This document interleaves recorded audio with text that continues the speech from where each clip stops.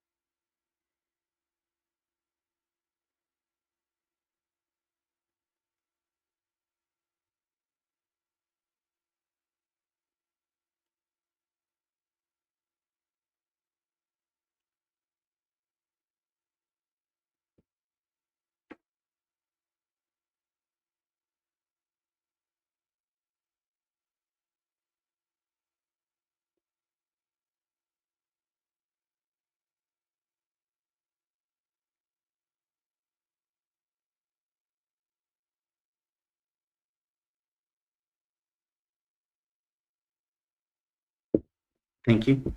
Rise for pledge of allegiance. Pledge allegiance to the flag of the United States of America and to the republic for which it stands, one nation, under God, indivisible, with liberty and justice for all.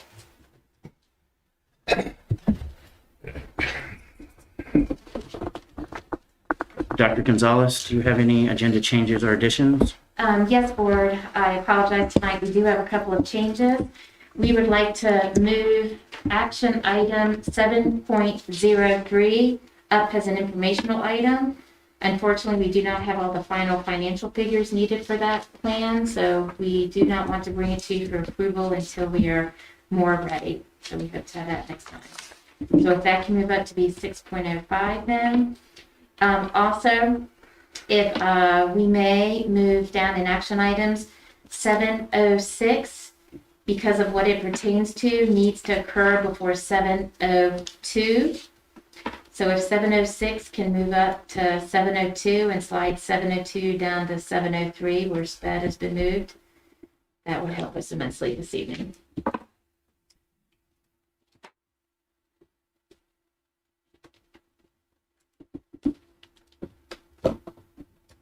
Okay. Do I have a motion to approve the agenda as amended? And I would like to make a motion to approve the agenda tonight as amended. I have a motion. Do I have a second? Second. I have a motion and a second. Mr. Lansbury. Yes. Mr. Painter. Yes. Dr. Painter. Yes. Mr. Goodwin. Yes. Mrs. Sullivan Smith. Yes. Mr. Breeden. Yes. Motion.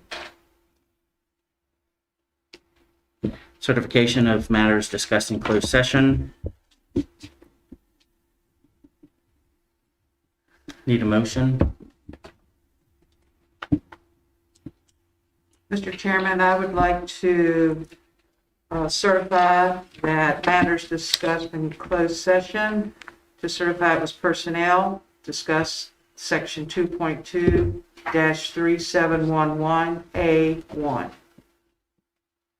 Okay, I have a motion. Do I have a second? Second.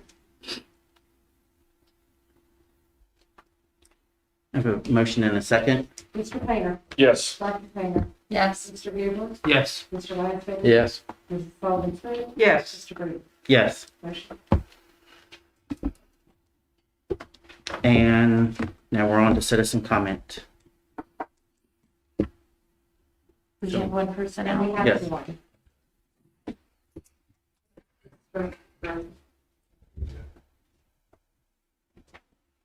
And I did check with him. It is about something that's on the agenda.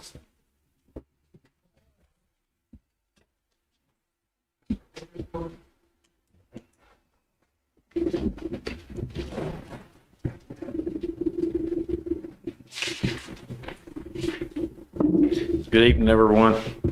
My name is John Griffith, and I'm here in concern for Page County Schools going into the 2021-22 school year and beyond.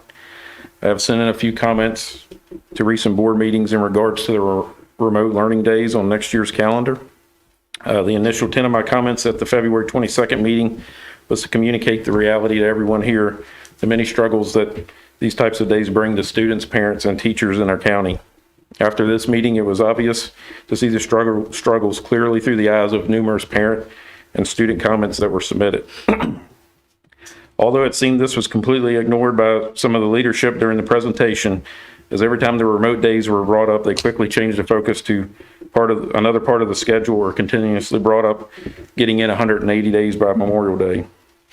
After observing the March 8th meeting, hoping school leadership would do the right thing, I became even more concerned when I heard more of getting in 180 days by Memorial Day versus what's best for students' education.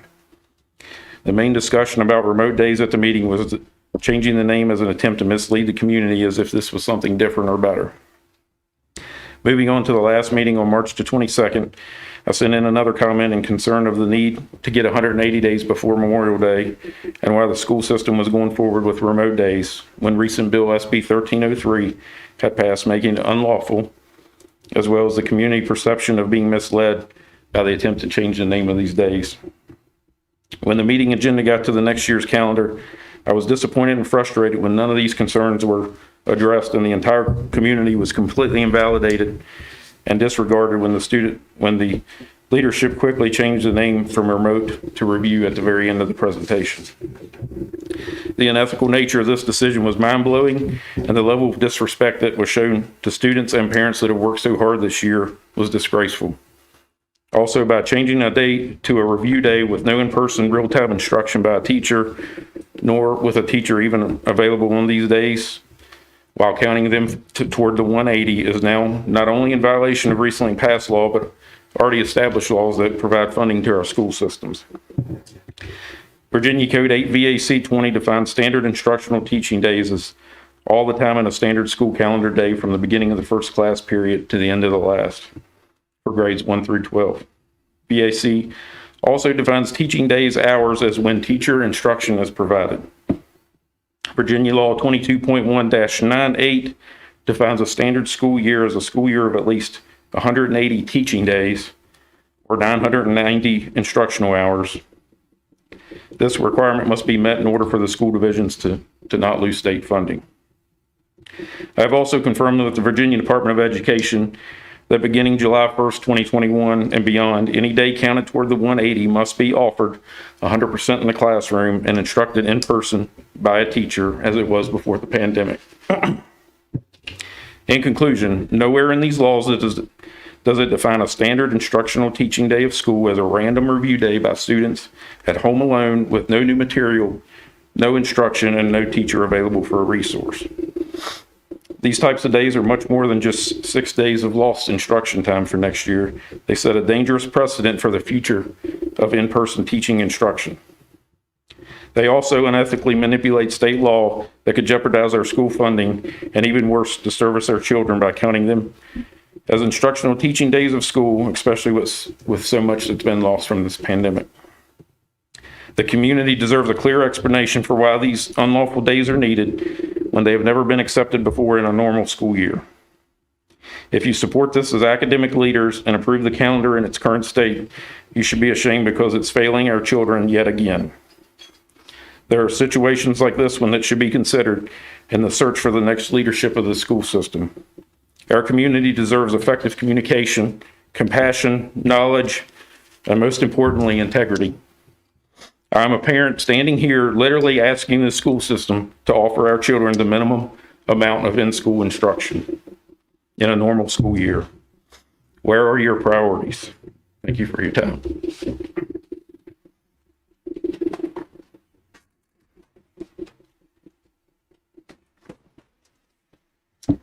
Okay, we move on to citizen comment, citizen input on the superintendent search. We have none. Okay, thank you. And the next one is review of minutes. They're posted up on board docs for us to finish reviewing, so we approve them at the next meeting. We're on to informational items, 6.01, monthly financials, Ms. Sechrist. Good evening, board members. You all were provided with the monthly financial report for March. where we had expenditures and revenues of $3,119,900.27. Along with that, you were provided with the local match calculation that we did balance with the treasurer's office. If you have any questions, I'll do my best to answer them.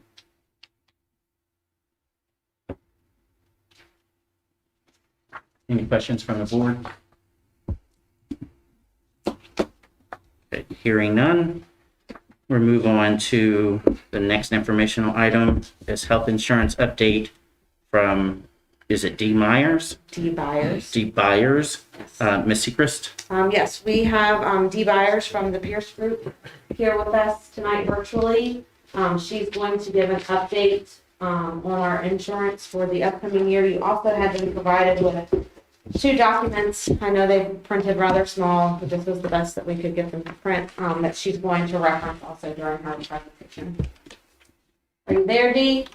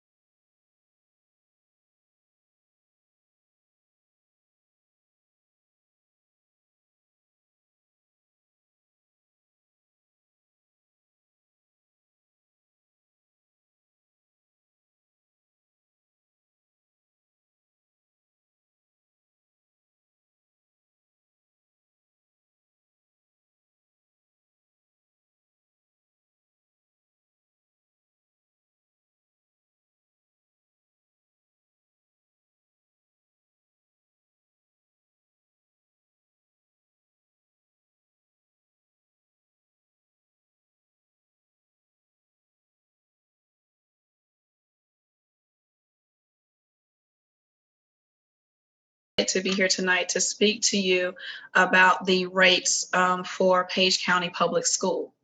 I first want to say, again, thank you for allowing me this time to speak. And then I want to give kudos to the administration team because they have done an excellent job in administering these benefits. I don't know if you know a little bit of the history and changing carriers and getting Page County Public Schools on track to be in a good position. But all that being said, overall, if you look at your spreadsheet, we've seen the good news is that the claims from last year did go down. So the utilization did go down. Part of that being due to the plans that are chosen and the plans that employees are selected to have for the benefit year. The other part of that is due to COVID. So we all know that that, you know, the country shut down for a good year. So we're all put on punishment to kind of stay where we are and stay put. That also reflected a little bit in the claims utilization. And so as you can see, if you look on the spreadsheet, I'm not sure exactly which ones you have. I sent two. The very first one I'm going to go over is going to have the local choice health contribution decrease split 50-50. And I know there's a lot of numbers and a lot going on with the spreadsheet. But at the very top, you're going to look at the very beginning of the spreadsheet, and it has employee only in the tiers and has employee children. And then if you look right below that, in the second area of that red bar area, if you go down, if it's the employee only, employee child, employee children. If you have the one that says employee child, I'm going to go over that spreadsheet second. So I'm going to go over the employee spreadsheet that says employee children at the top and at the bottom. So first thing, good news first, is that Page County Public School did receive a decrease in their rates. This is something that's unheard of. We're very excited to see this. I do want to go over those numbers, but first I want to say that this is something that is different. I've been in the business for over 16 years, and I very seldom ever get to see decreases in health insurance. However, this was one of the years that Page County was actually able to participate in that. So you will notice in that spreadsheet that has the employee children at the top and employee children at the bottom, we decide to, at the very top, keep the rates of what you currently have today. So you will see that in the first part of that spreadsheet, you're going to see Key Advantage 500, Key Advantage 1000, high deductible health plan, and the HSA contribution. That is what you currently have in the first section with comprehensive dental. And then right beside that to the right, you're going to have the current plan with the preventative dental, because the local choice offer comprehensive and preventative dental. So these are the current rates at the very top. Because Page County Public School received a 4% decrease overall, the way the local choice work, it is a state plan and the plans are pooled. What that means is that you have to take the decrease of what was offered in the renewal. So when Page County received that 4% decrease, you have to take that decrease. So the strategy that we use is that we split the between Page County Public Schools and the employee.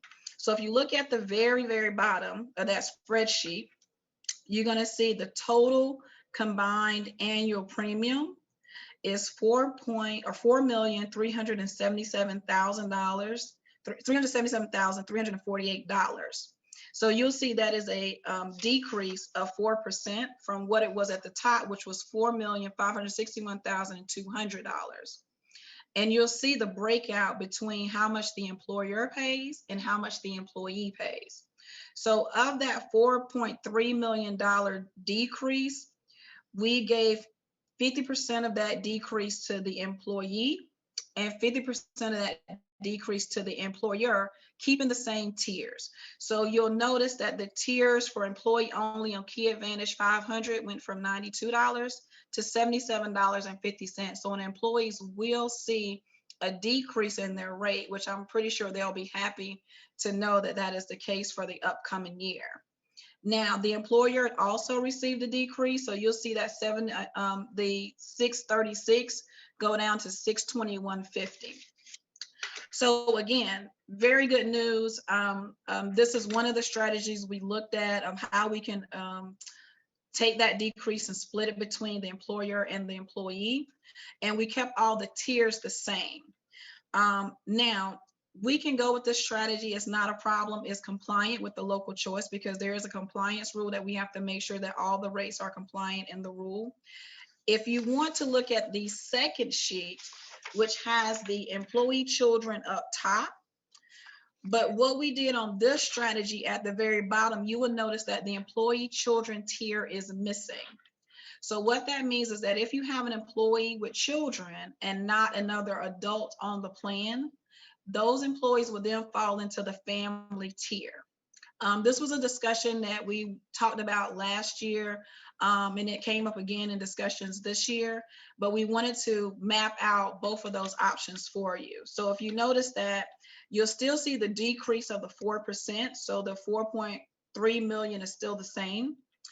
When we split it, we did still split it a 50-50, but if you notice the employee child tier at the top of the employee children tier for the KA 500 went from $720. Those individuals would then move to the employee family tier, which would be $1,246. So that's what'll happen if you move those employees from the employee children tier to the family tier. And again, this was just an idea that was presented last year. We kind of looked at it and see if this was really something that you want to do. We don't know what the employee behavior will be. So you may have some employees that have employee children and they move to the family tier, and they may decide that it's better for the spouse to carry the children, or vice versa. It may be better for the spouse to come on. We just assume that anybody in that employee children tier would automatically move to the family, but we don't know if that is the case. The cost would still be the same overall. However, that particular family will see an increase in their premium for the month of what they are paying out of their payroll deduction. So these are the two options for the local choice. The benefit plans are staying the same.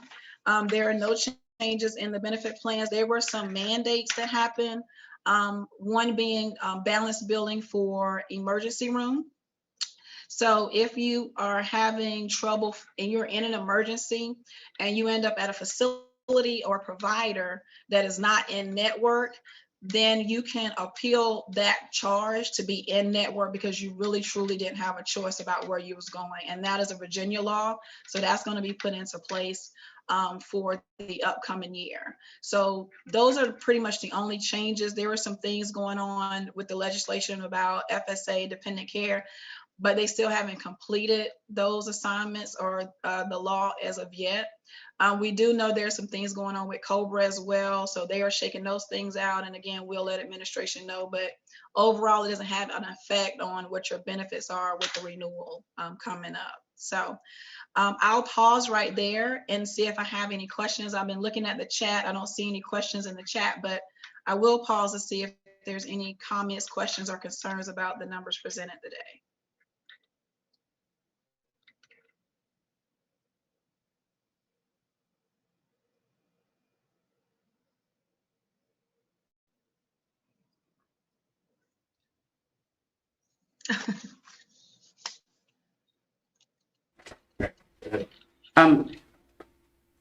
And this might be a question for us versus her, but so are we eliminating the employee with children? This is what you all would be voting on this evening, and that is an option. That is not, they're two different options. But we can leave the children on there, because if you drop that option, an employee is going to jump from Yes, and the reason. $720 to $1,200. I understand that, and the reason it was a concern, and apparently it was a concern prior to my arrival here, was because the contribution for the employer, if you look at the top of that, for that plan, is much greater than all of the rest. So apparently that had been an issue, and I believe it had been presented, like I said, last year. It had been asked to be presented again. It is not, that's what you all can vote on, whether we keep it Oh, I see exactly what the you're- same, which is the first spreadsheet that we looked The at, $1,200 or that we're adopt a new paying plan that would not versus have. the $658. Exactly, Yes. that's the difference. Yes, And our contribution on that plan is extremely high. exactly. Why did it get that contribution where the others were not that? And that's probably a question that Dee would have to answer. because we So don't know the much reason prior why to that my arrival here, but we have about, Yeah, just so the you know, we reason have, why that contribution is more is because the local choice only have 3 tiers. They only have employee, employee plus one, and family. So if you notice in the total cost, you really only see 3 different rates. But when a group chooses to break out multiple tiers like employee, child, employee spouse, employee family, we have to put them in compliance with one of those tiers. And it's either employee, employee plus one, or employee plus 2 or more. So that's why employee children, you'll see an increase in the amount, because technically the local choice sees that as family tier.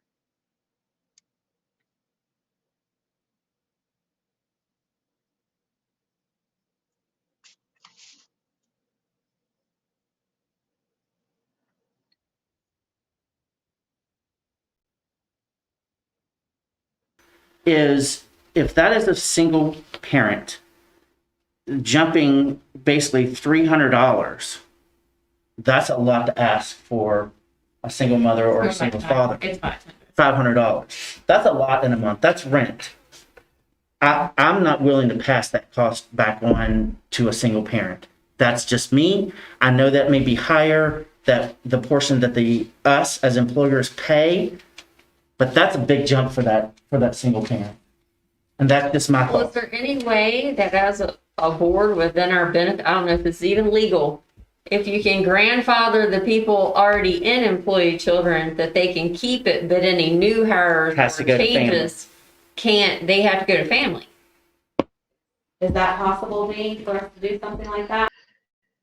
I would have to double check with the local choice. My gut reaction is no, that you have to treat everybody the same. But I will follow up with the local choice. But like I said, my gut reaction is that you have to treat everyone the same on the local choice plan. You can't have one group on one tier and another group on a different tier.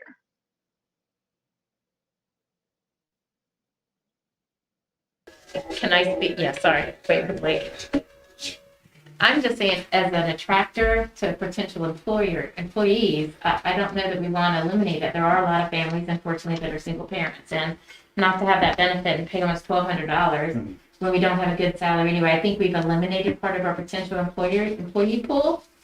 So my recommendation to superintendent would be to keep the plan we currently have in place, knowing that we are paying a little bit more for those in that category. And again, I just want to reiterate, the reason Dee prepared this for us is because prior to this was a concern of the boards, but we were in such a flux of changing from self-assured to fully insured that it was just something we wanted to revisit. And as you see, the numbers do not play out well for that particular group of our employees. And with all things considered of pay and morale and everything else, I don't know if this would be the year to take that one off the plate. Well, I'm That's my against that. So recommendation. it's up to the rest, and it's, but I would not vote to take that away. I just would not. I don't care how you spend it. I would not. I'm sorry. I mean, we're not up to vote yet, but I mean, I wanted that So clarification. do we need to make some kind of motion to get it on action items? Yes, I was gonna- Because it's not on there. That's Jackie was going Right. to. If you're not making any changes, we're asking that it be moved to action so that we may go ahead and adopt it and move forward with the benefits plan, if you're not going to make any changes. So what's the pleasure of the board? Do you want to make that change and take that benefit away, or leave it as it is and vote on it and move forward with the policy that we have with the reduction? 4% increase, yeah. I say leave it as is. Yeah, I'd leave You it you have to make the motion, Oh. I would like to, and remember that for your motion. Move it to action, I'm sorry. Mr. Chairman, I would like to make a motion to move informational item 6.02 to an action item tonight. Second. I have a motion and a second. All in favor? Aye. Aye. Okay, it's so moved.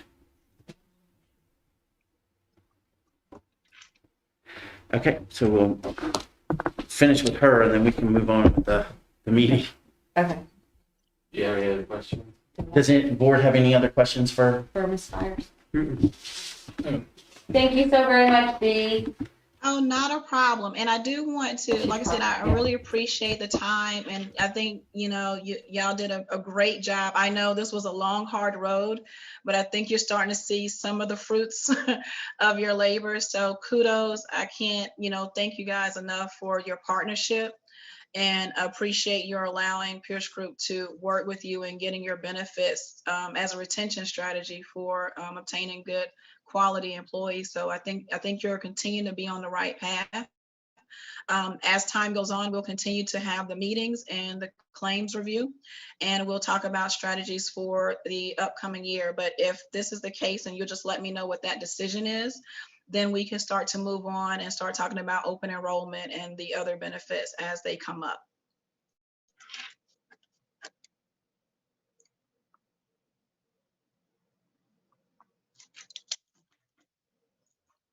you. Thank you. You guys have a great night. Moving on to our next informational item. What? Yeah, we did move to action, so we'll cover that when we get there. Okay. Next informational item is 2021 VSBA Valley Regional Art Contestant, Mr. Hopkins. Good evening, Mr. Chairman, member of the school board, Dr. Gonzalez. It is my privilege and pleasure tonight to introduce to you Miss Safira Hoover and her father. Safira is, like you said, the first place winner in the VSBA Valley Regional Art Contest. So congratulations to her. I did ask her if she wanted to give a speech. She said no. So a little bit about Safira. She's a fifth grade student at Stanley Elementary. Some of her favorite things to do are, of course, drawing. She likes listening to music and color. Subjects she really enjoys is math and science. And Dad also pointed out that she enjoys reading very much. So I just want to take this time to allow you to congratulate her on her great achievement. As you can see, she said this took her 2 art classes. So it's pretty impressive. They were working on well, but what's texture? That's the feature. They're working on texture. So the title is Cute White Snow Owl. So just again, wanted to congratulate her, let you know that she did receive, the VSBA did send her her ribbon, her certificate via the mail. So she's already received that. But just wanted to give you the opportunity again to congratulate her. So. Can't shake hands. Kevin, I'm Dr. Gonzalez, Superintendent, so can you elbow down for good job? And what a great inspirational work. We're so proud to have somebody from Page County, whoop, whoop, win it for us. So thank you so much. Thank you all very much. Thank you. Yeah, keep up the good work. Is it my first one? Okay, the next item on the agenda is superintendent search update. Board, I've given you a packet in your envelope, in your manila envelope folder. I'll get it out right. That has the components of the superintendent search. It has the timeline in it. It has the data in it from the community and the staff survey, and the profile for the superintendent in it as well. And just want the public to know that all of this information will be up on the division website underneath the superintendent search. You can find the timeline, you can find the results to the survey there. Give us a day or two to get it there, because I have to get it to the communication specialist. That is her title, right? Mm-hmm. Okay. And then I have to get it to HR for them to Mr. Bell to get it put up on Talent Ed as advertised. But all of that will be there for the community and staff to view. So it definitely should be there by the 15th.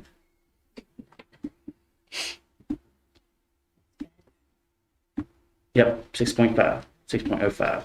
We have that with Miss Biller. She's on her way in.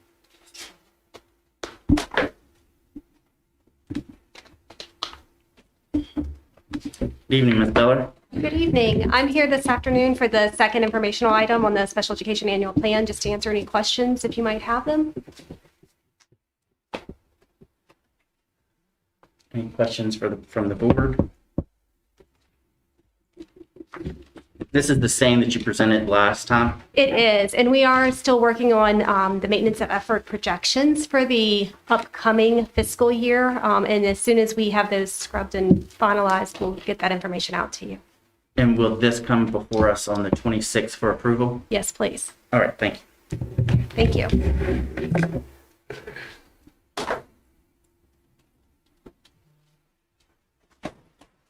Okay, we'll move on to the action item. We'll do the health insurance one first.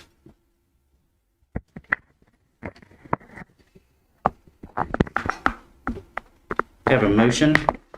Make a motion that we maintain the same tier of health insurance that we've had for 2021, for 2022. Second. Second? I have a motion and a second. Yes. Mr. Bugler? Yes. Mr. Lansbury? Yes. Mr. Painter? Yes. Mrs. Sullivan Smith? Yes. Mr. Green? Yes. Okay, we'll move into the next approval item. It's claims for payment. Ms. Sechrist? Yes, good evening again, board. You all have the claim certification where we had a operating fund of $351,110.41. Food service of $32,085.61. Total expenditures, $383,196.02. Along with that, you have been provided the list of claims as well as the check register. If you have any questions, again, I'll do my best to answer them. I don't know, check register.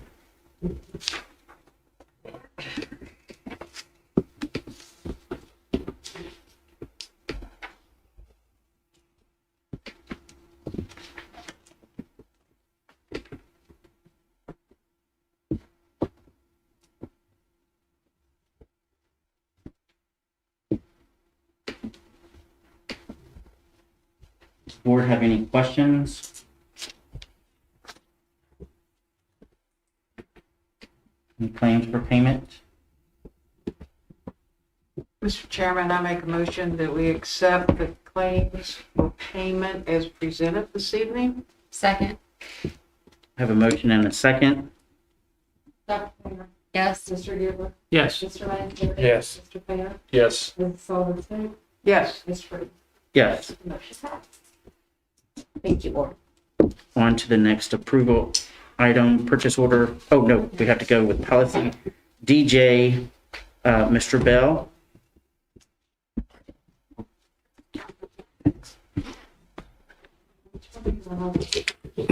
Good evening, board members. I come before you tonight requesting a revision to policy DJ, which is the small purchasing policy. We last revised this policy in August 2020 to reflect more accurately the purchase limits that we thought were going to be sufficient to remain competitive. And this evening, we're asking for some additional revisions. As you can see from the draft that's been provided, I just want to outline very briefly what we're looking at here. There are four main revision areas. One, to eliminate redundant language that's not required. Two, to align our policy more with the VSBA model policy, which is essentially revisions and additions in language and word choice. Number three, to add clarification in the quick reference chart for procedures related to purchases under $1,000. We're not changing what we're doing with that. We're just adding some clarification. I'll discuss that in a little more detail. And then fourth, to adjust the quick reference chart and the policy language to reflect a new purchase cost of $100,000 where competitive sealed bidding or competitive negotiation is required. Clarifying the procedure for micro purchases, which is purchases under $1,000, provides easy to understand guidance for administrators. This language being added to policy, which, as I've already said, outlines the process we already follow for these small purchases, these micro purchases, allows for a more efficient procurement process for those departments that follow additional requirements from other agencies. And my prime example for this is nutrition services and their USDA requirements. The USDA with nutrition services requires 3 quotes for every item that they order, even if the example I was given was a box of paper clips. By putting in that purchases under $1,000 are considered micro purchases, that language allows them to actually just go and buy some of these small items when they need them without going to the extra process of getting quotes on items that frankly they're not going to see much difference in price. So that's just a matter of adding a couple of words to really streamline the process. The big revision is the level at which we're required to do competitive sealed bidding or competitive negotiation. As I told you all in August, the state code had been revised to allow localities to use small purchasing procedures instead of bids and RFPs for most purchases under $200,000. We're asking tonight that our policy be revised to reflect a $100,000 level from where it currently is, which is $30,000. To kind of understand that a little more, what we're seeing is a concern that I had brought up in the fall, which is that other school divisions that do not have that limit are easily able to go out and get quotes for items and go ahead and purchase them. And we're not looking at necessarily just going out and buying whatever looks good. It's still the idea, the philosophy of getting the best good or service. But what we're finding is that situation where vendors don't necessarily want to deal with us when we're having to go through a bid process or an RFP process for items that other school divisions can just go out, get a quote on, and purchase. And we're thinking that with $100,000, we're still well below the state limit, but gives us some flexibility. And when I use the term small purchasing, you probably understand, but it bears repeating that small purchasing is more about the process and not necessarily the dollar amount, because I can assure you that we do not consider $100,000 to be a small purchase. It's in terms really of how we manage to get that. We're not shifting away from that philosophy that I think that we've always had of obtaining the best goods and services at the best prices, still from the most responsive and responsible vendors. It's a matter of being a good steward of the taxpayers' money, and we owe it to them to be fiscally prudent with that money. What this request does not do is it does not change your authority. You still have we still have your approval needed for any purchase order of $10,000 or more. It doesn't change any requirement on our end to get comparable quotes.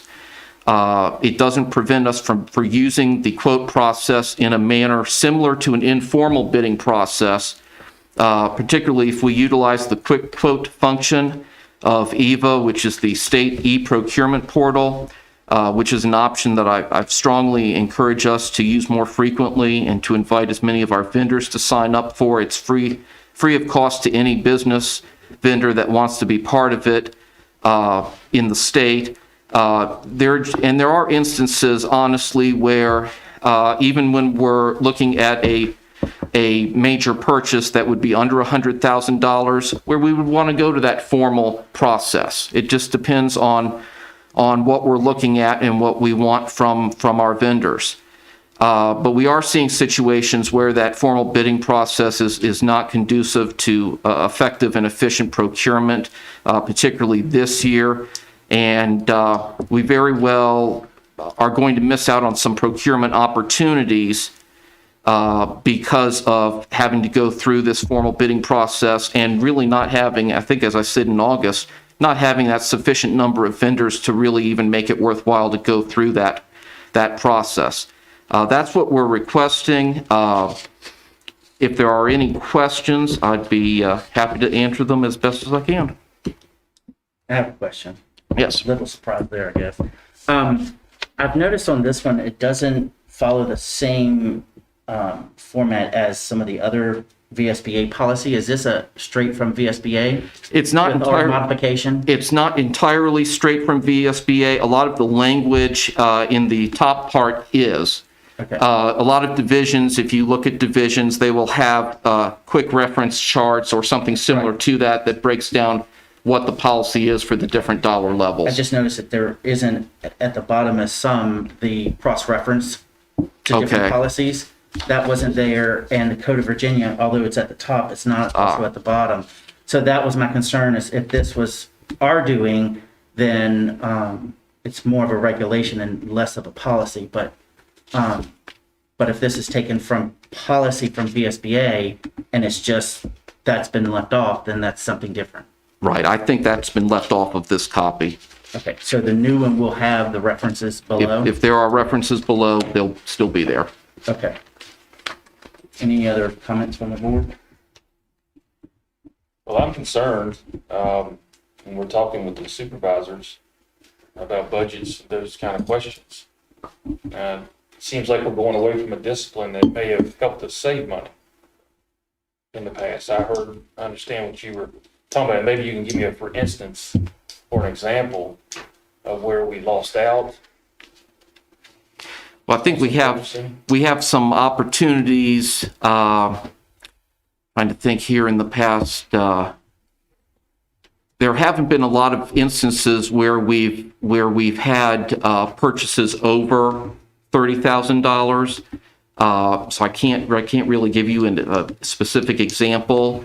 We have some instances with, I think vehicles would be a good example where you're looking at a lot of times vehicles that are going to be over $30,000 going into the bidding process might prove difficult because we're probably going to end up with getting about the same quote from everybody or relatively close to the same quote. And through a bidding process, it's going to lengthen the amount of time with that. And I understand I get that example very well, but I'm just concerned we're going to lose a discipline here that I think has paid off for us. Well, I think what it comes down to, Mr. Painter, is that it's the state law is $200,000. So it's not really even the amount because we're still going to go through the same process. We just don't have to bid it out. That's where we get our hands tied. We're still going to get quotes. We're still going to go through the process. We're still bringing it to the board. It's not like we're buying something without you guys knowing it. It just alleviates that RFP bidding process. And so when you're trying to buy vehicles, you don't want to put that out to bid. You want to be able to get the deal on the vehicle when you see it. That's all that's doing for us. Because some of our vehicles that we wanted to bring for you tonight are like $33,000, but it tied our hand because it was over $30,000, and the state law is $200. So we're just asking to raise it to $100. So when we see a deal, we can get the best price, still bring it to you all. We're not bypassing any of those steps. We just need to be able to act without always having to put everything up to bid. Still getting the best price. So we'll get the PO, we'll go through the same process.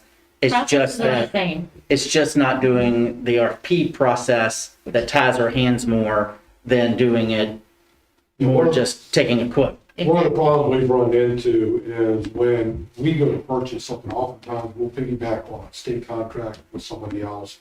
Or if another division's already purchased something, we can look at what they purchased and say, okay, this is the cost, we can buy that. Well, most divisions have increased their limit to that $200,000. So now they no longer go out and get that kind of contract that we can piggyback off of. Okay, what we're doing is we like to raise our limit so that we too can be in a position to purchase some of the things that we need to purchase without having to go through a process that may cost us in the long run to miss out on an exceptional offer for something. For example, we have gotten some quotes on some vehicles recently that are at a remarkable price. Okay, by putting out the bid, we're going to miss the opportunity to be able to pick up on that. Okay, so that all we're doing is going a little bit closer to what the state allows, and we're still only half of what the state allows, but certainly more competitive with divisions that are surrounding us. So has this, I'm looking through, I can't find it. Has this been on informational or are we just making it an action item out of convenience? Well, it's a need. And so one of our POs, we discovered one of the deals on some of the vehicles we need to pull the trigger on, you realize was $33,000 or thereabouts. And we're like, darn it, the policy doesn't match. So before we could bring the PO to you, we need to bring the policy, ask for it to at least meet halfway what the state is.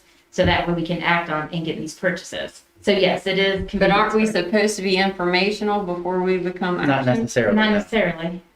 By practice, as we routinely do an informational, yes, ma'am, we do. Okay. But this is a need, and this is a need to get those vehicles, so we needed to get the policy. What kind of like set off my little antennas was, well, we need to move this one up to this one before we do this We one. usually do it that way. Yeah, and I'm telling you now, the POs, one of them includes the vehicles we need to buy. And so we're trying to be upfront by fixing the policy first before we bring it to you. That's why we did shift it around tonight. And so you're going to bring it today. Yeah, but like the vehicles are one of our POs. Yeah, it's already on there. Yeah, it's on there. You'll see it. The POs for the vehicles are there. But again, all this is untying our hands in the bidding and RFP process.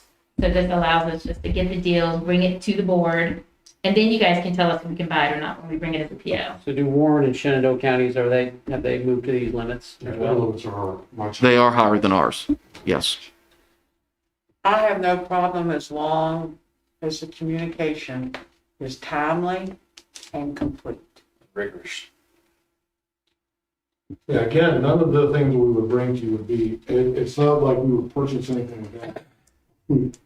It's still the approval process. Right, because it's still over 10,000, so we're still bringing it to you. Anything from 10,000 up's coming to you. It just eliminates getting the bids. We can now go get the best price and bring it to you. Okay. That's all it does. It just eliminates the RFP process, which can be lengthy in time, And some vendors don't want to participate in it. 'cause and they won't send you a They bid. don't need to. Not for 32,000, they're not going to pull with us. But with an understanding that what needs an RFP, Oh, yes. Absolutely. Oh, sure. Absolutely. Sure. That was my concern. I didn't want to lose the rigor. Oh, that yeah. we- Oh, No, no, it's, no, and no, if no, we're no. talking about something other than just simply a product, if we're looking at a project that needs to be done, it makes sense to put it out there and Like see. replacing all the ACs on the capital improvement. Yeah. Right, re-roofing the school. Seems like we put that out for bid to get the best price. Yeah. All right.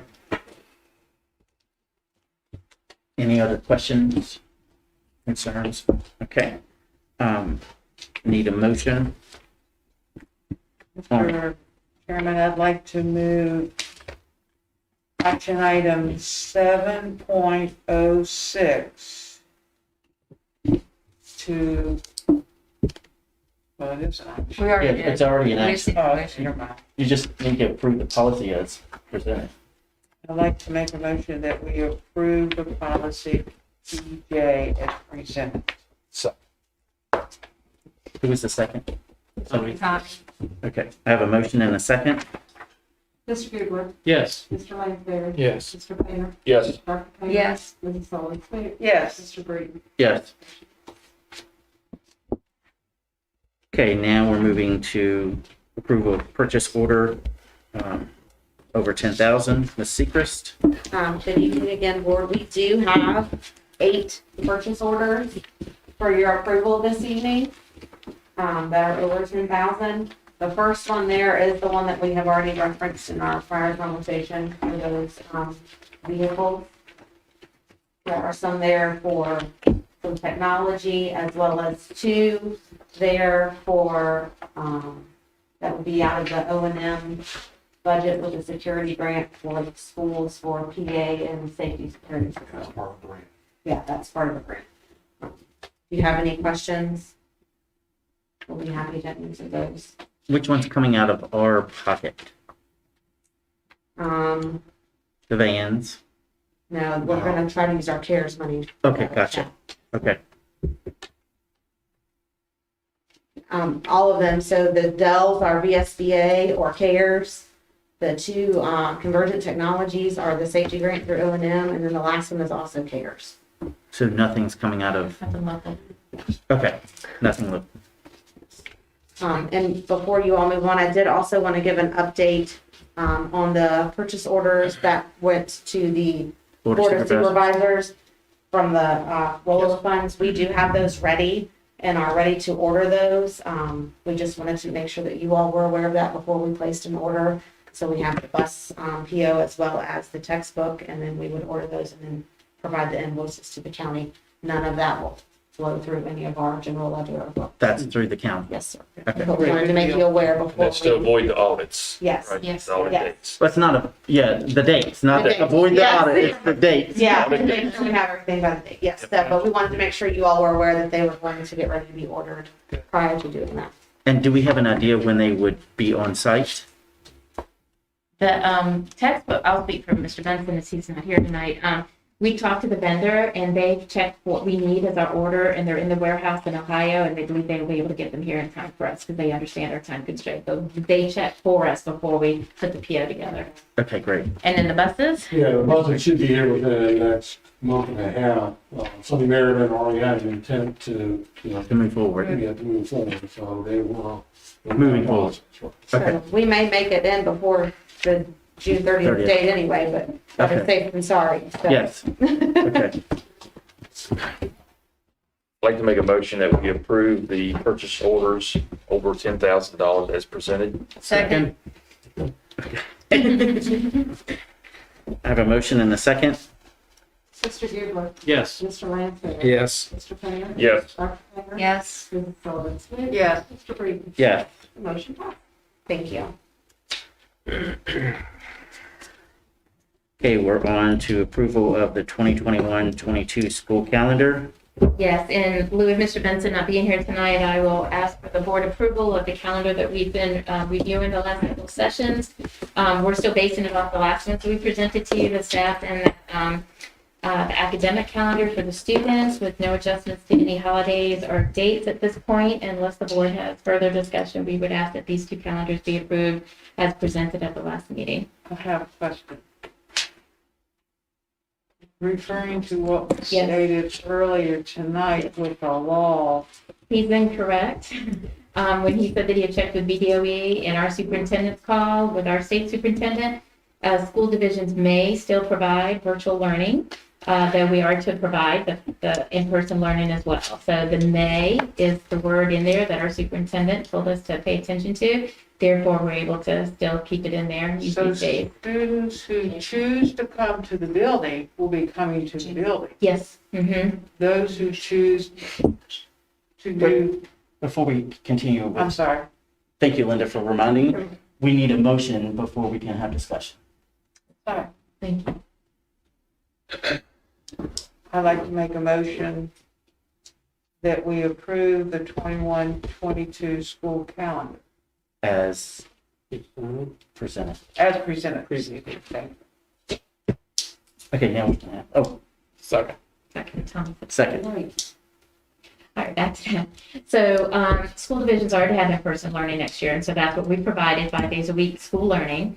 It does allow us to have some virtual options if we wanted it, and so that's where our remote learning is allowing us to have But that that's flexibility. that family's choice to do virtual learning. We have not set the standards yet for virtual learning. We're still exploring what virtual for a select families, like would they need to have the internet, would they do virtual Virginia, or we're Right. providing rooms. So that hasn't been hammered out, but this is our calendar for all in-person learning. Now, the days that he talked about, So 6 days, right? the 6 days, Mm-hmm.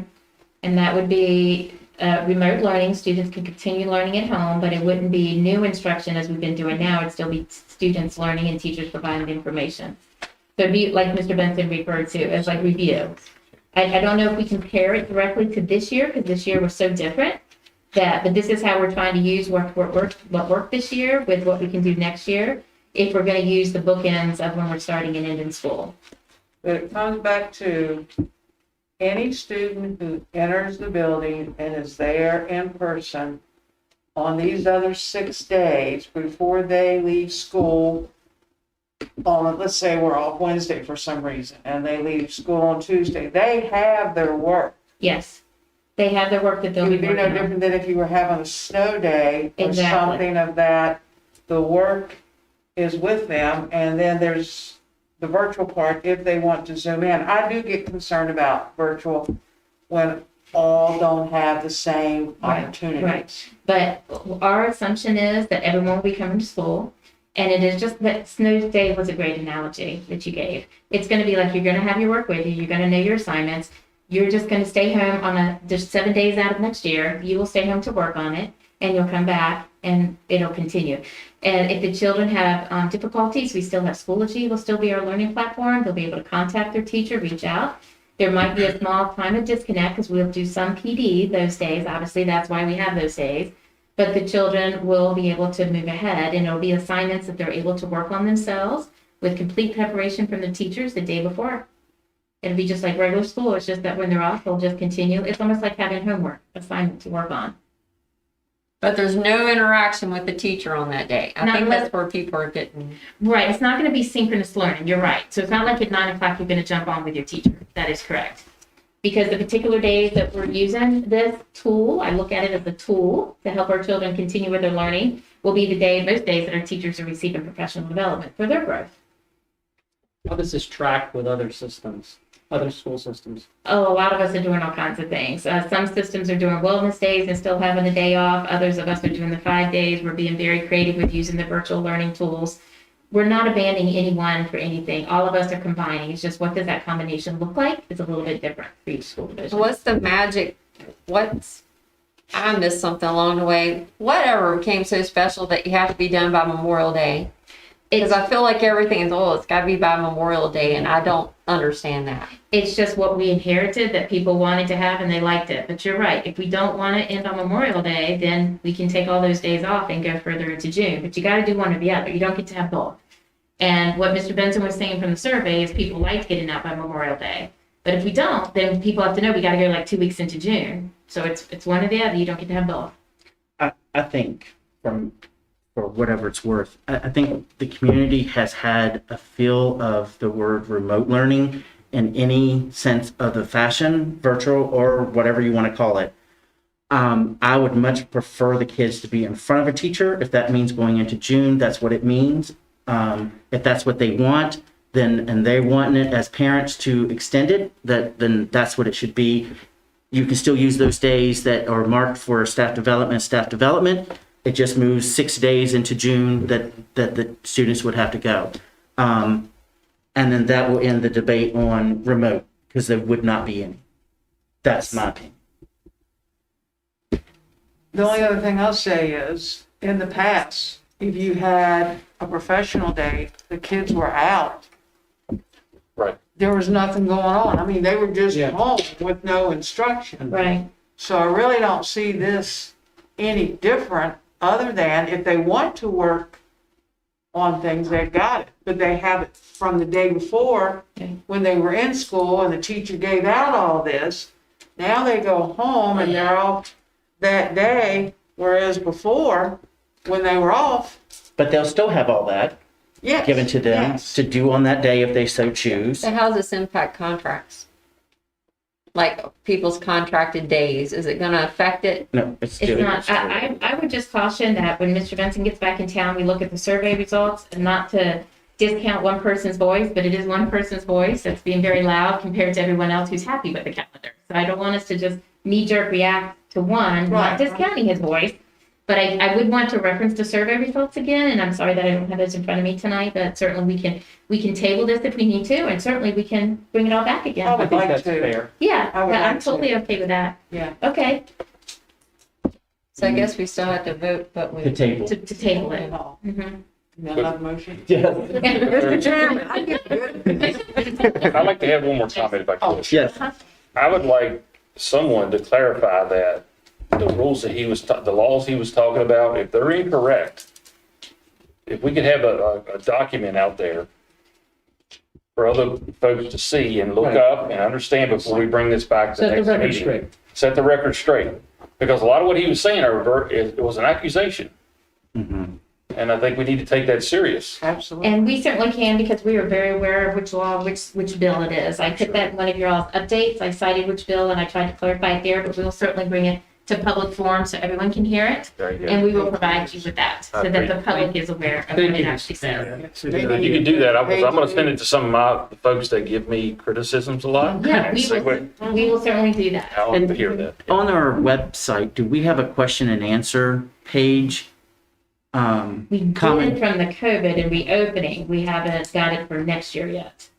not about COVID, but about just general questions altogether. Oh, we have a questions where they can submit it, and then our team, we answer the people back when they submit the So questions. we don't have a web page that says this is a general question that we get asked a lot. Here's the answer. Here's the law. Frequently asked questions that is not related to COVID? No, sir. We have one that's related to COVID that's a frequently asked questions, but not just for generally asked questions. Well, that might be something that we could do if we keep having the same questions come up and comments made, then if it's already been asked, answered, and covered, they can find that for We can do that. where it can be found, and we won't have to keep answering. And it would be the same interactive, right? Yeah. You're asking the question, you're getting a If they, response. right, if they ask it to us in the website where it says questions at pagecounty.k12.meeting, we have it monitored daily. It gets sent to one of us. We answer that person back directly. But we can, just like we did with COVID, we can take that exact question, not revealing who asked it, and give the answer and post it on the website like we did. And we'll supply any hyperlinks that takes them wherever to whatever. Right, we did that with COVID, we can do it with this as well, That'd be perfect. but certainly would be we can great. get to the law Yeah, too. that's a good thought, but for this particular item, if you can get it in the Page News tomorrow, to give it to them so it can be in the paper. But that, I'll, whatever, that way. Do you think that's necessary? Hmm? Do you think to get? Who reads the newspaper? these Well, I mean, I think we're We doing our. can, we can we're doing our push due it out diligence. on our own, social media and probably where to find this page. I read it a I lot. just think we're doing our due diligence, what y'all talked about. I think Yeah. doing that last part is maybe, they can pick it up if it's on social media that way. Yeah, at some point they have to do their work to find the That's information. right, because they do that. They'll pick up stories off social media. Yeah. Okay. I make a motion that we table the school calendar. Oh, you have to amend your He motion, has- lady. yep. Maybe. Mr. Chairman, I would like to And amend this motion of the school calendar for 21-22 to table it until the next meeting. Second. Thank you. So we have a motion and a second to table action on the 21-22 school calendar. Mr. Painter, Yes. Dr. Painter, Yes. Mr. Gabriel, Yes. Mr. Lansbury. Yes. Mrs. Sullivan Smith. Yes. Mr. Green. Yeah, Thanks for bringing that. thank you. Creating good discussion. Okay, we're moving on to the policy updates, right? If I'm following Yes, along. you are. Okay, it's a lot of changes that we've had to You're work right. around. Policy for updates for Mr. Moran and Mr. Harlow. All right. Good evening, members of the board. In February 2021, there was some VSBA policy updates, 38 revisions, 12 reviewed but not revised that we presented last month. And so we're here tonight for an action item on those policy updates and to answer any questions that you guys have after taking a look at the packet. Motion. Mr. Chairman, I'd like to make a motion this evening to accept the policy updates that were presented in February? Or It was last meeting? March. It was March. It was presented. in Yeah, March presented. From the In March? February VSBA. For the updates to be approved. Second. Have a motion and a second for policy updates approval. Dr. Painter, Yes. Mr. Gabriel, Yes. Mr. Lansbury. Yes. Mr. Painter. Yes. Mrs. Sullivan Smith. Yes. Mr. Green. Yes. Thank you, Mr. Harlow.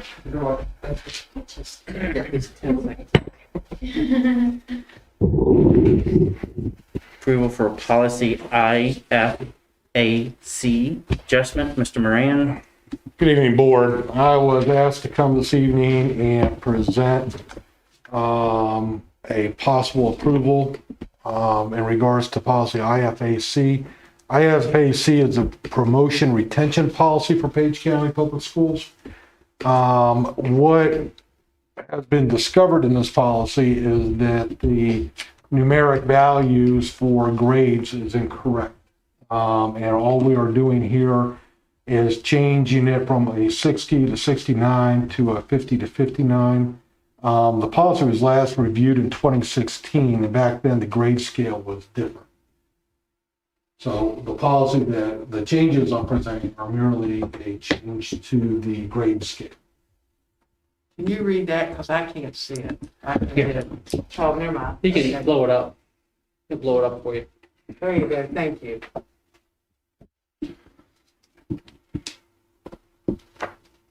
So what does it mean to us? What does it mean to everyone? The only thing we're changing on this policy is you see where it says 60 to 69? Yep. We're changing that to 50 to 59. And the reason being is if a child actually received a 60, Yeah. it'd be passing anyway. Okay. Okay, so this policy, again, is an older policy and the grades were, the scale was different back then. So And it's we're just not, adjusting those numbers. not reflective in what we're doing currently. The old policy, no, the strike through is now, it's 50 to 59. Right. This reflects what we're doing currently in the school system. What's in policy Is old. is old and we were not in compliance with policy. So Right. this is to bring policy in compliance with what we're, Practice. with our practice. Yes, that is correct. Right, exactly. It's a D. You're already passing. I make a motion that we approve the policy IFAC adjustment. That is basically just the numbers 50 to 59. Have a motion, do I have a second? Second? A motion and a second. Mr. Lanfear. Yes. Mr. Taylor. Yes. Dr. Taylor. Yes. Mr. Gabriel. Yes. Mrs. Sullivan Smith. Yes. Ms. Bree. Yes. Mr. Chairman, may I make a comment about that policy? Yes. In a future school board meeting, board members, we'd like to discuss the retention policy in Page County. This policy was designed before we had a pandemic, and now some of our unfinished learning among our students, perhaps the policy doesn't best serve us. Though we did announce to our families, reminded them of their need to complete the work in order to be promoted. We're kind of at a crossroads, and we've been talking about some ideas, but we'd like you to be thinking of some things.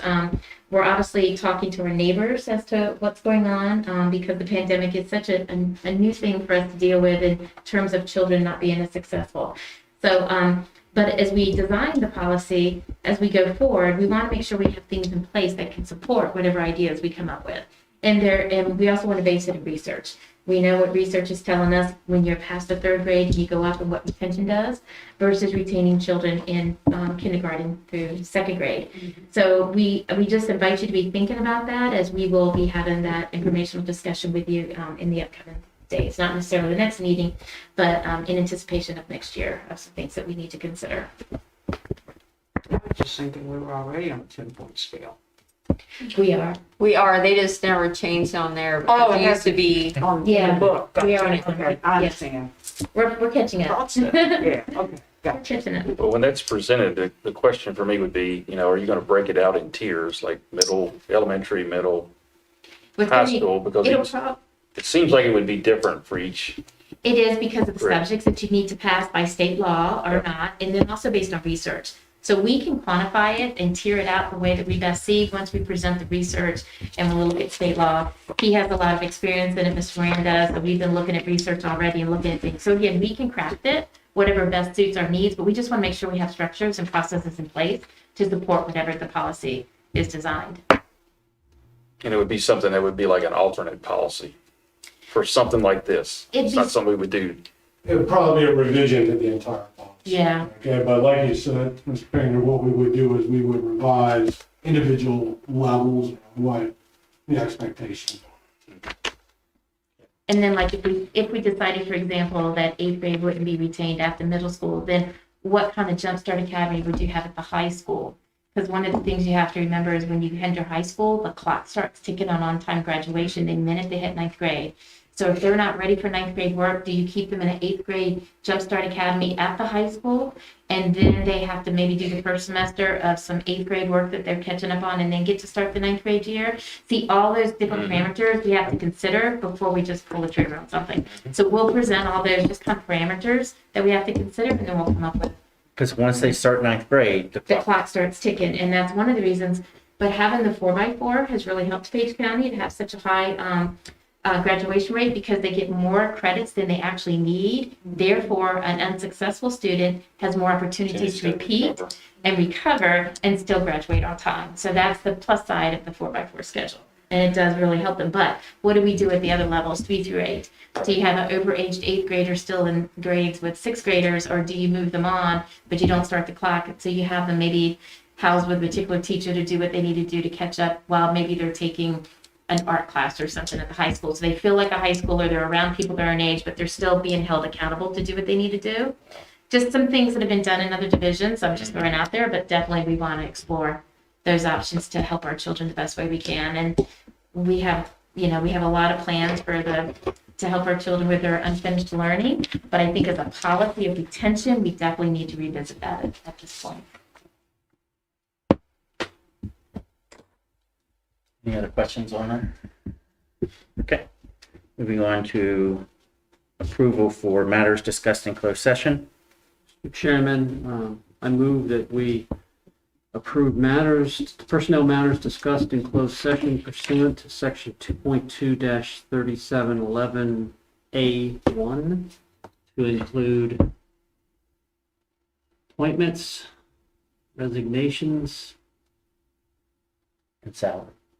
transfers, substitute pay rates, and superintendent search. Yes. I have a motion. Do I have a second? Second. Thank you. I have a motion and a second. Mr. Painter, Yes. Dr. Painter, Yes. Mr. Goodwin, Yes. Mr. Lansbury. Yes. Mrs. Stoffer, Yes. Mr. Breeden. Yes. Okay, and board members' discussion time. I would just like to take this time to, again, offer our condolences to the family of Buddy Comer. Buddy is an icon in so many ways, not just in Shenandoah, not just in Page County, not just in Virginia. And the impact that that gentleman has made in the lives of many all of his life is just phenomenal. And to say that, you know, I guess what I want to say is I just feel blessed to say that I knew Buddy. And keep his family in your thoughts and prayers. And if you have stories, share them. Because one of the grandchildren were talking to me today, and I said, you know, it's not going to be the same, but those stories, bring them. Lois and Buddy. And Lois, too, I mean, she was phenomenal in her educational experience here and every place else that she was. But if you have stories, share them. Even take the time to write them down and share them. And this is to the community out there if you're listening. But he will be missed, but he will remain in many thoughts and pieces of everyone's life that ever knew him. Yeah, his legacy is here. Exactly. Thank you. Any other board members? Yeah, I'd like to reiterate what she said. It's like, it's giving roses is what I called it today. Yes. Give somebody a rose if they're alive and they can hear it. Don't always leave it to after they're gone, you know, because that's an encouraging thing. That's one thing I appreciate about Mr. Comer. On another subject, I wanted to thank you first for letting myself and Mr. Breeden attend the supervisors meeting with you all. And I appreciate the supervisors as well, but I want to make a couple of comments about that. And if the supervisor are there listening and they want to correct something, they please send me a note. But this is what I learned from the meeting. On the leftover monies, and this is what they call a gentleman's agreement, I think it was mentioned last time, was that if there's in our budget and we are able to save money and whatever money's left over, it goes into a fund that we can use and pull from capital improvements. And that was mentioned, and I think a lot of people understood that there. But we were told twice by the county financial folks that there was no money rolled over. Okay, 2018 and 2019. We were not told, we were misled in that point. One of the supervisors mentioned in the meeting the other day is that they can decide not to reroute that money. But that is not the conversation that was had. It was not like it was 2018, we've got 300 and some thousand, but we're going to take that and do something else with it. That conversation never happened. And I'm saying this so the public understands. In spite of that, the supervisors moved very quickly to take care of our date-sensitive issues. And I appreciate that from them.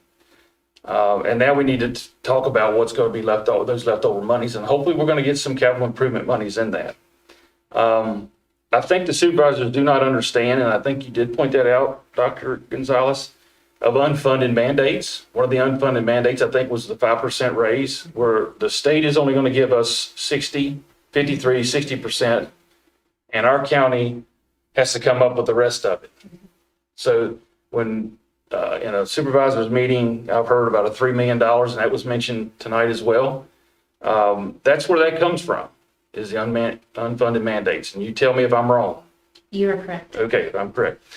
Now, there's a conversation, and I've used the word myself, and we've called it a slush fund. The county has a $14 million or whatever $1 million slush fund.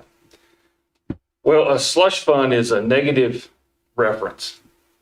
And I told one of the supervisors when they called and talked to me, I said, I'll straighten that out the best I can. And I used the word myself, and I was a little bit heated the last meeting, and it's good to get all the information before we get heated. I've tried to learn that lesson my entire life, and I'm still learning it. But we call it a slush fund. It's not a slush fund. Now, this is what it really is. It's a reserve fund that the Board of Supervisors have. And that reserve fund, if it's not at certain levels, affects their bonding potential. So if they have a capital plan or something they want to purchase or build, and if they don't have the bonding, that could cause a problem for them. And I think in 2016, that reserve rate was around 12%. And now, because of the county landfill making money and different things happening, that rate is up to around 30% now. So that's the kind of things that they're trying to do to affect their bonding where they can do some capital projects that way. So I just wanted to state those things, and if somebody has something to straighten me out, please do. And if a supervisor wants to write me something, I'll straighten it out in the next meeting. But that's what I understood, and I was kind of disappointed, quite frankly, to hear how it went with that rollover funds. But now they've owned it, and now we're moving forward with it, and I appreciate that from all sides. That's all I have to say about that. Just as a point of clarity, they have to have a certain amount in the reserve fund, and they are well above that needed amount. And they could be. That's not anything I heard, but I knew It is, because our financial director here has said, we cross all our Ts and dot all our Is, and we're not slamming the fact that they have that. It's just unfortunate. We were told 2 years in a row that we have nothing, and then somehow their fund balance has gotten as much as it has, and it is just disheartening that our gentleman's agreement aren't being. And I think that's a fair statement. And I appreciate the work that you've done in trying to find that, because you found the issue where 2018 and 19, which this is Sullivan Smoot, you asked about that several times. She found in the audit, I guess, that those funds were there, and that's why we're having these conversations. So I hope that clarifies some things for folks. I will say, may I, Mr. Chairman, Mr. Painter, Patty and I are working on some figures now. We're trying to gather some more figures to help the level of understanding of all players involved, including the Board of Supervisors, specifically Mr. Lauterbach, to help him understand that the amount that localities pay above the LCI minimum is for those unfunded mandates. But we're getting very concrete examples of what are SOQ mandated and funded that we get funding for, the unfunded mandates, and examples of the things that perhaps we don't need to have in schools but are nice to have. So we're just trying to lay that out. So when we're accused of not, managing our funds or whatever, or saying that it's a wish list, we're trying to demonstrate how it's definitely not wishes, and how we already bring a budget of need to them before we get there. That's the process we do as a cabinet with the input from our staff.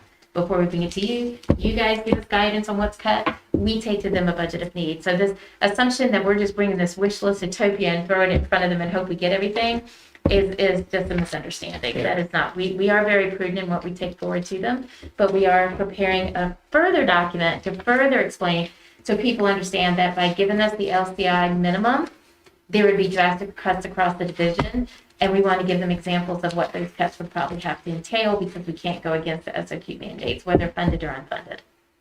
And you guys will be getting a copy of that as well. And I appreciate you making those comments. And I think I have never doubted since I've been on this board that you guys haven't been frugal. Thank you. In my opinion, just from what I've seen. And I know how Lance has dealt with certain things, that's really saved us hundreds of thousands of dollars. And that's to be commended. Thank you. Thank you. Anything else from any board member? I have one piece that I want to bring up. It doesn't really fit in any of the categories. I haven't crossed this with the superintendent, but there is a need for Linda to have an updated computer to do the work that she does for the board. The laptop that sits there is quite ancient, and Mr. Samples can speak to that, because he has looked for one previously to replace that one. it will not require a purchase order of $10,000, but the money is sitting in school board funds because she is the clerk of the board, that computer could be replaced using those funds.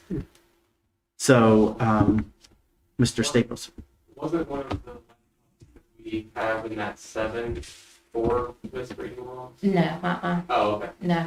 But you could order one like that, so that way they're all streamlined as to what you're having to repair and keep up with. Should someone bring it as a informational and/or action item next time? It doesn't have to be. Okay. It'll be a small PO, okay. we'll just get it done. Just a Yeah, verbal it's just the pleasure of the board if you want. We can take it out of your school board line is what we're Yeah. asking. Yeah, that seems reasonable. Okay. All right, then Okay. just hit me up with that PO with that, and Patty can get it out. There you go.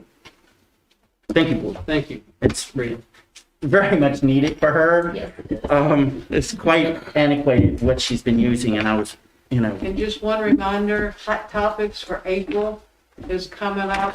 Let Linda know if you want to register for that.